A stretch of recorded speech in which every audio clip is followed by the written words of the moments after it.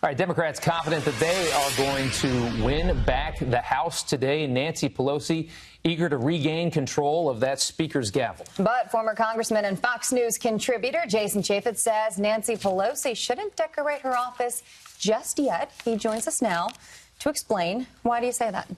Well, that's all she's been about is she wants the power back. And the Democrats across the country have been trying to distance themselves from her by saying, oh, well, I wouldn't vote for her. She will be the Speaker of the House if the Democrats take control. She will wrestle control from those people. She has raised more money in the history of the United States Congress than anybody else out there. She is a money machine, and she may pull it off, but it's up to the voters today. That's what I love about it. The indications are that the Democrats are going to win the House today. That's what most people seem to be predicting at this point. That would make Nancy Pelosi the Speaker of the House. That would make Maxine Waters the chair of the Financial Services Committee. Yeah, that'll scare you. You thought Halloween was scary? Maxine Waters, the chairman of Financial Services, that scares a lot of people. And I think will scare the markets as well. Tell us why. And also tell us what puts her in that position.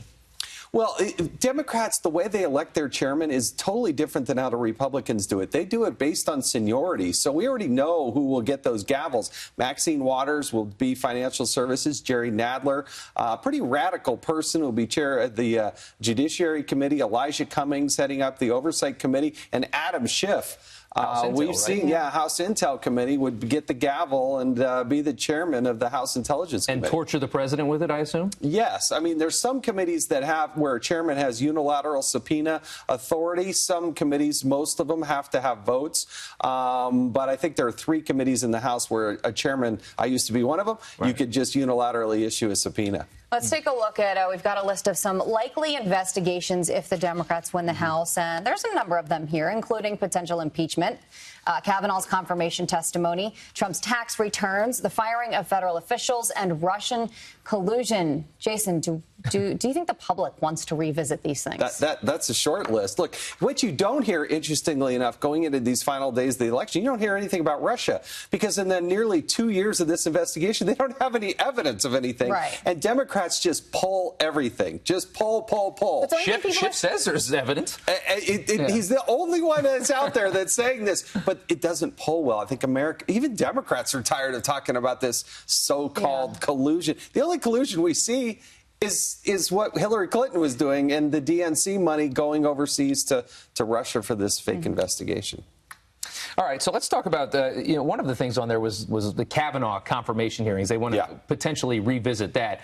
We just had this 400-page report that came back. Now, it was from the majority. It was from the Republicans. But this Senate report that basically said there was no there in the Kavanaugh investigation. And it was released just last night. Yeah, and will that change any minds? Well, I think over the course of time, you're going to see that there were people who faked their stories. I mean, this, according to Chairman Senator Grassley, who's saying, look, we should prosecute these. They make the referral to the Department of Justice, but 2 people in particular. One admitted to it, said it was just a fake. Said they never even met the man. Yeah. So, just wanted to be part of the game. Supposedly, that's what Grassley's allegation is. But Democrats, they can do what they want. But it's up to voters as to whether or not they get the gavel. There's 23 seats, and if they can flip just a little bit more than 23 seats, Democrats will wrangle control from the Republicans. I feel like people in general in this country are frustrated right now. I feel like, you hear the message of unity, we need unity. I feel like people really want that. Is this, if the Democrats take control of the House, is this going to bring us closer to that? No, I don't think so. There's 2 moments that I saw in the last few months. Sorry, but is it going to bring us further in a negative way? Like, what is this going to do, really? Because people are frustrated. America will really see the contrast even more so between the Democrats and the Republicans. But do you remember when Paul Ryan and Mitch McConnell went to the White House to talk about the budget with the president? Yeah. Nancy Pelosi and Chuck Schumer didn't even show up. Remember when the president offered a deal on immigration, going way further than I thought he ever would? You never heard a response from the Democrats. Yeah. All the gyrations about immigration, Name a bill that the Democrats would stand behind and pass today. They don't even have a bill that they're suggesting. Yeah. They've just been scorched earth, resistance movement, and I hate to think that they get political play out of that, but that has been what the Democrats have. Yeah. They don't have any policy to stand on because the economy and the world is going so well under Donald Trump. If they win the House, nothing happens for the next 2 years. It's a lot of clashing, a lot of button of heads. Yeah. All right, Jason. Well, thank you so much. Thank you. All right.